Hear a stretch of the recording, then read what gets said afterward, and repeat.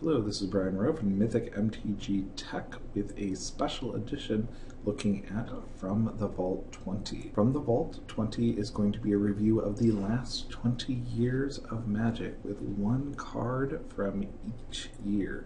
That's pretty amazing.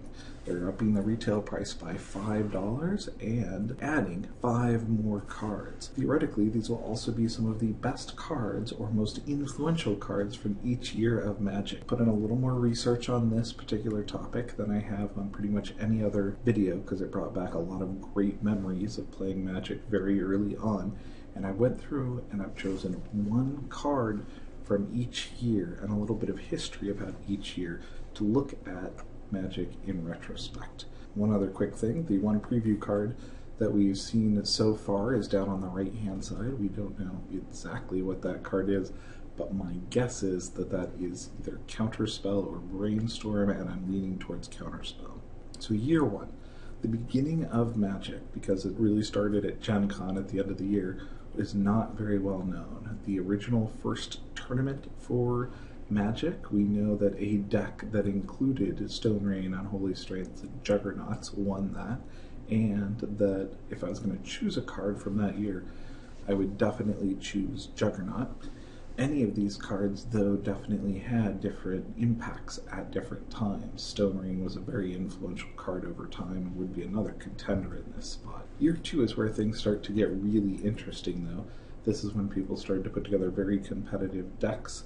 One of the first decks that I really liked had both Swords to Plowshares and Stasis in it. We'll look at the full deck list in a second. I think Swords to Plowshares, though, is the best target for this particular set. No one in their right mind likes playing against Stasis. I loved playing it when I was younger and was happy to offend people by winning slow, greedy games. But now, I definitely appreciate Swords to Plowshares a lot more as a one casting cost removal. The first deck that we're looking at here is the first real winning deck list that we have for a World Championship deck. This is a Type 1 deck, so a lot of these cards cannot be reprinted because of the reserve list. I'm going to do a whole video at a later point in time on the reserve list, but the reserve list really gets in the way of printing some of the best Magic cards from these early sets. So if you look at this set, let's name some of the cards that can't be reprinted. All the Moxes, the Lotus, Time Walk, Time Twister, Ancestral, Library of Alexandria, and all of the dual lands. So this really gets in the way of printing some of the best cards from early Magic. It has turned those into really collectible, really valuable cards, but we're not likely to see a lot of these cards. One of the few 4-ofs in this deck that can be reprinted, though, is that Swords to Plowshares, which is why I think it's going to be the card reprinted from year 2. In year 3, Magic starts to get a lot more competitive and people start to understand card advantage. The card that I think will be reprinted from year 3 is definitely Hymn to Turok. And the deck that I really like that uses Hymn to Turoks here is the 1995 World Championship deck. It's also got a lot of card advantage from Hypnotic Specters and a Disrupting Scepter, along with Icy Manipulator and Mind Twist. This is an extremely powerful deck. As you'll notice, the power is out of this, but it's still got a lot of 1-ofs, which the way that the banned and restricted list was set up still forced some cards to be 1-ofs even though you couldn't play with power. 1994 is probably the most important time for Magic in my opinion, because the number of viable deck types explodes. Sly, or really early Red Burn, came out in '96. This is one of those deck lists where you may look at this in retrospect and go, wow, those creatures are weak. And yes, they are. But this is the first real deck that I ran into where individuals' full goal was 100% in, reduce your life total as quickly as possible, which is pretty novel during the time period because spells were so much more powerful than creatures.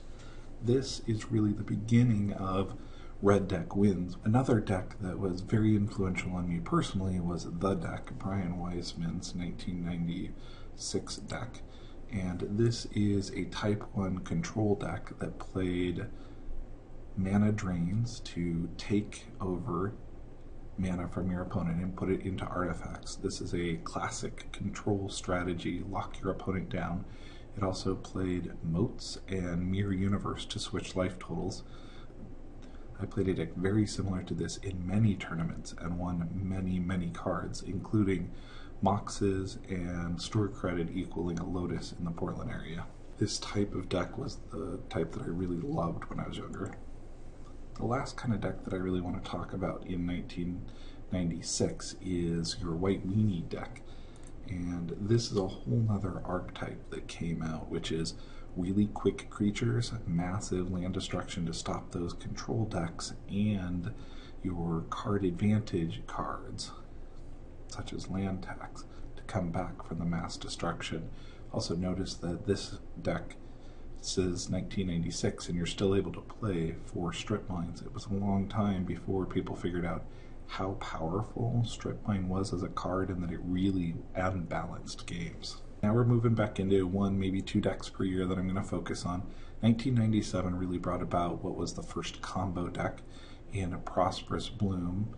This was Mike Long's deck. Both of these cards are prime targets for reprinting. I think they're going to go with Prosperity, but I would actually love to see Vampiric Tutor in this particular set. Pros Bloom is a very interesting deck because what it does is you go off and win in 1 turn. This is something that is very common now in Magic, but this was really the beginning of this. What you did is you exchanged cards for extra mana with Carnivorous Bloom, which lets you discard cards to add a 2-for-1 for mana, and then use Prosperity to turn those back into more cards. This is a great deck, very interesting. 1998 for me also was an interesting year. I was still playing semi-competitively and working my way through school part-time, but it really saw a lot of graveyard recursion and creatures that were becoming more powerful. Survival of the Fittest and Boras Stronghold are 2 of the strongest cards in this particular deck. Unfortunately, they are on the reserve list, so I think that we're much more likely to see Living Death. A wonderful deck list of that 5-color Castle deck that I really like. It plays with massive card advantage with Wall of Blossoms and Trade Wind Riders, and also Volrath Stronghold, which is a super popular EDH card. To gain advantage, it does really well against some of those control decks because you have reoccurring threats every turn. 1996 saw another really interesting archetype, and this archetype basically took artifacts and added them to mass land destruction and creatures that could survive. It also played with Cursed Scroll. Now, Cursed Scroll is on the restricted list, so we're not likely to see that, but there are some other wonderful cards, including Wildfire, that I would love to see reprinted in a nice foil version. Both Wildfire and Masticore from this deck are very popular cube cards and would make the cube community very happy. It should also be noted that 1999 was when we saw Necro really explode, although some people had used it a little bit earlier and lots of people used it later. Necropotence is one of the most powerful cards ever printed, but it was already in one of the From the Vault sets. Here's 2 quick deck lists for you to take a look at. These are 2 very different deck lists. One of them is a more traditional here with limited creatures and some card advantage. The other one is a combo deck that uses Necropotence and Goblin Bombardments and 0 casting cost items along with Enduring Renewal to go off. I played both of these decks and I loved playing Necro. 2000 was another interesting time, and the block format started to become more popular. There were also a significant amount of Legends printed at this point, and previously Legends had been pretty weak, but Lynn Civvy was the first real Legend to break the Legend rule. The way that Legends were set up is that the first Legend that came into play basically got to stay in play, and a later Legend was just destroyed when it came into play. So Lynn Civvy was so powerful in this Rebels deck that you couldn't just remove her because all of the other Rebels that you search for another copy of her, and then whoever got a Lynn Civvy out first was able to win. The 2000 Pro Tour was marked with 43% of the individuals competing playing Rebel-like decks, which is just amazing domination in the environment. 2008 is another interesting year as we see Control coming back, but different types of Control. Force of Will had been around for a while, but Misdirection's a nice new card with that similar feel to it. Opposition, though, is really an interesting one because it takes control and adds the aspect of putting creatures into that control environment.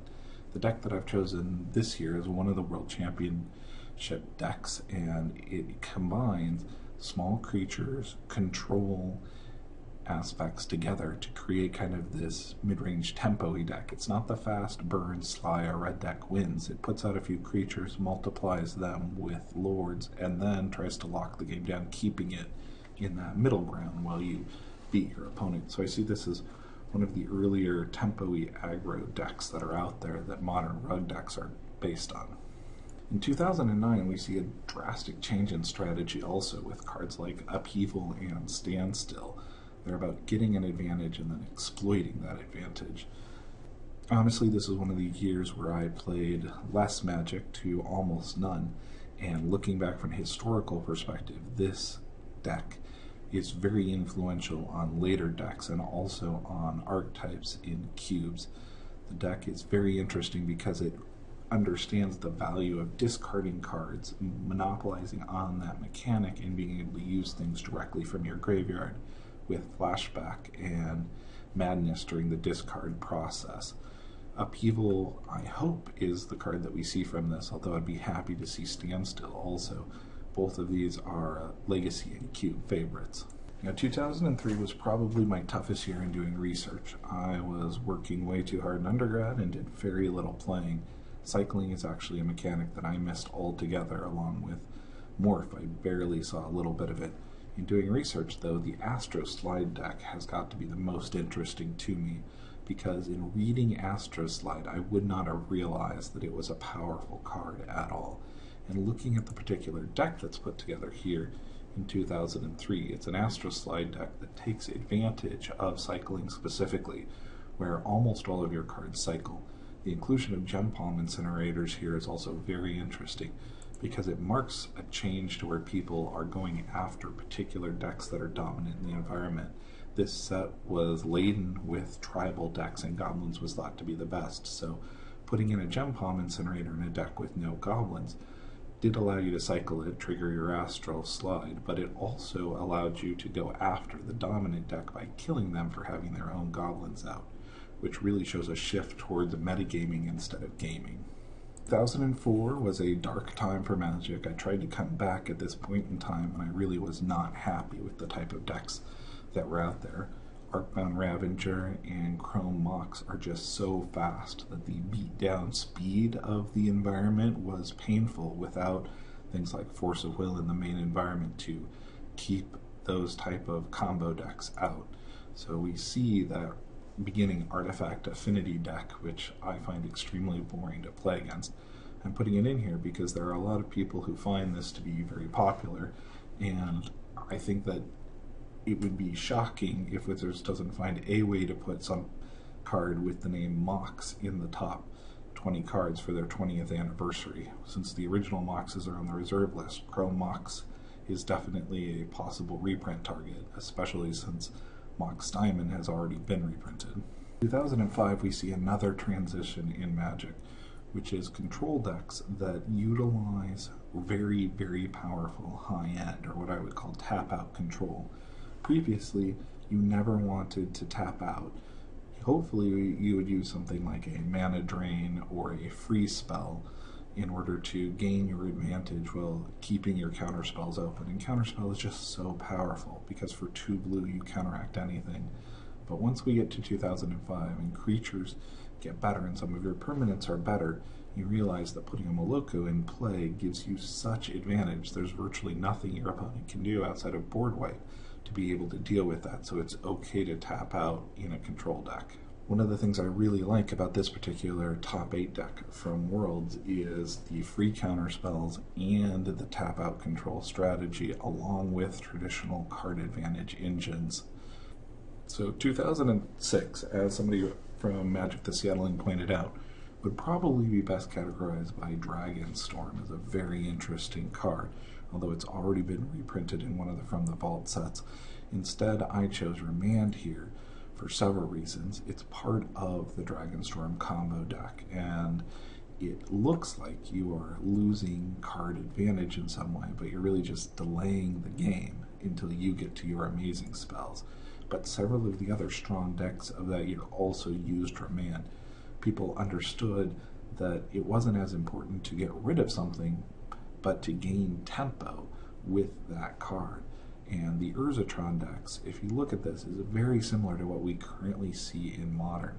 The big things that you can cast with the Urza Foundation are very similar, although better now in Modern, and the acceleration and control is also very similar. 2007, I think things start to go a little haywire as the value of creatures starts to increase drastically. I know that Tarmogoyf and Dark Confidant are likely to be printed in Modern Masters and may not see a reprint here, but I hope to see something like Pernicious Deeds from 2007.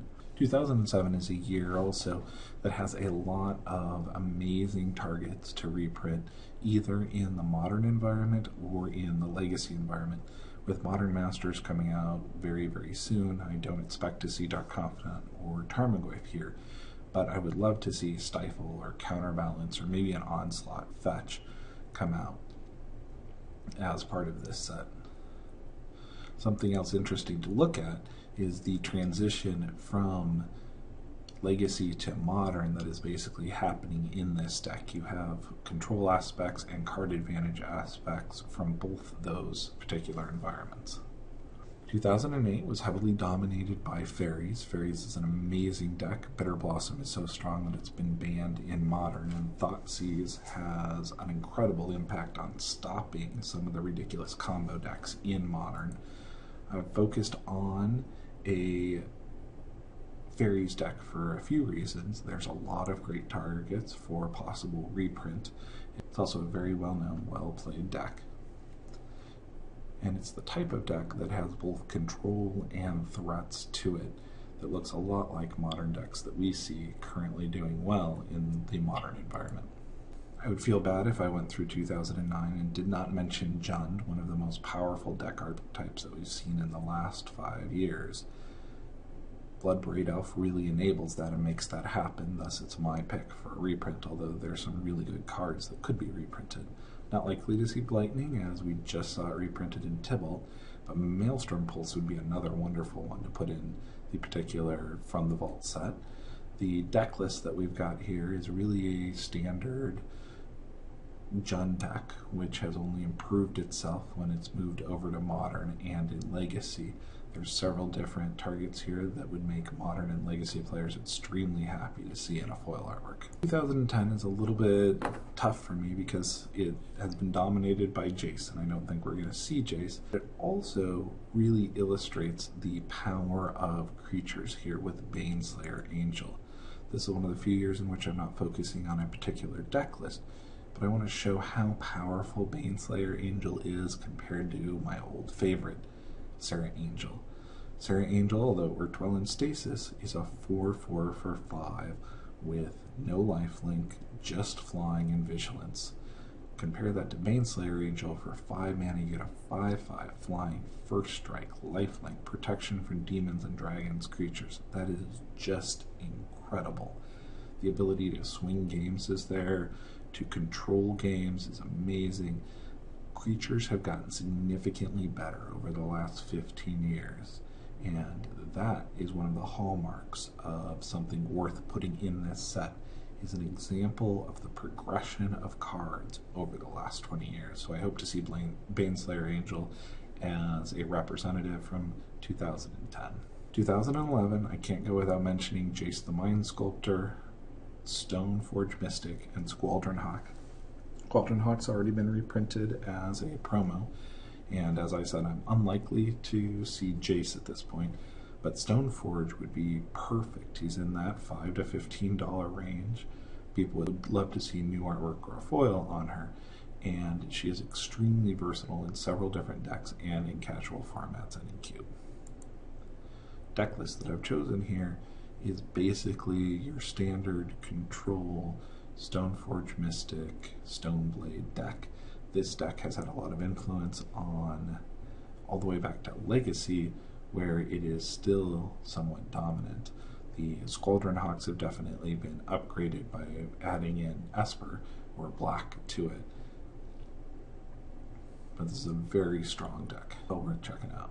2012, I think, is the year of Delver, although I think they're unlikely to print a flip card in this set just because it's difficult. They'd have to go up to 21 cards with a checklist card, and although Delver Secrets is an incredible card, I don't think we're going to see flip cards ever reprinted again.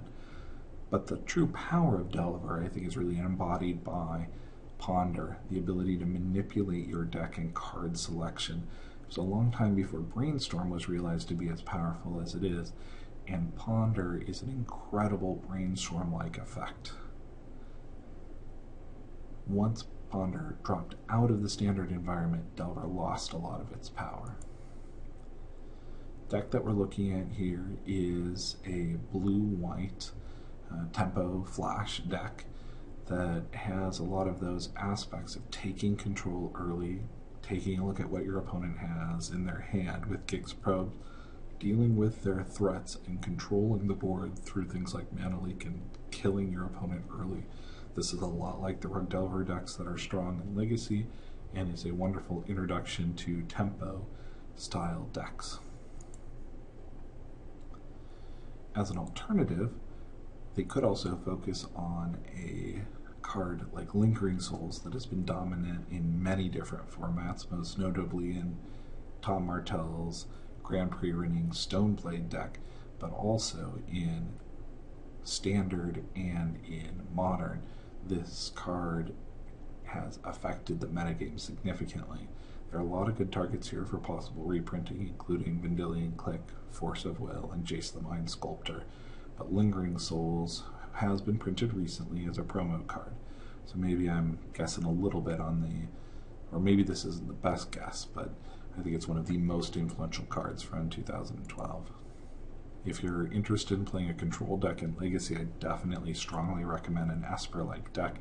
This is Tom Martell's. There's several newer versions out, but this is a very good, very solid deck with very few bad matchups and the ability to grind out your opponent in long games. Now, wait for it. Here's my predictions for the 20 cards. Okay, I cheated. I went with 21 predictions. Not sure how I got the extra card in here, but these are the cards that I think are going to make it into From the Vault. These are some of the most influential, powerful, and interesting cards that we've seen from the last 20 years. Very curious to see how many of these I get right. I also am asking Wizards to please add one amazing card. And here's my list of the Dream Team, cards that I would love to see just one of these added to this 20th anniversary set. Yes, it would significantly increase the potential value of the set, but if you put one in, it would make a lot of people extremely happy, and my particular choice here, you'll see in a second. The amount of research I put into this one single video vastly overshadows my last 15 videos. And there have been 3 sources that were extremely valuable in creating this video. Number 1, the Magic the Seattling group on Facebook. Look at Magic the Seattling, and we're happy to add pretty much anybody, which is a Facebook group in the Seattle area focused on everything from tournament play to casual EDH play. It's a very diverse group. It's a great resource for people in Seattle or people visiting Seattle to talk about and connect with that community over Magic. About a third of the suggestions for this list came from a post that I did there and the discussion that we had on Magic the Seattling. The other 2 great sources is the Wizards of the Coast website, Daily MTG, and all of their archives have incredible articles related specifically to a lot of these topics. And then Star City Games Archive has some incredible articles out there. 2 of my favorites being A History of Necropotence and Innovations, A History of the Best Decks from the First 17 Years of Magic. I actually found this SCG article about halfway through putting this together, and there were about 5 decks where I had already overlapped with the author, Mr. Patrick Chapin, but it incredibly good article and has a lot of Magic history in it. Thanks. This has been Brian Rowe with my predictions for what will be in From the Vault 20.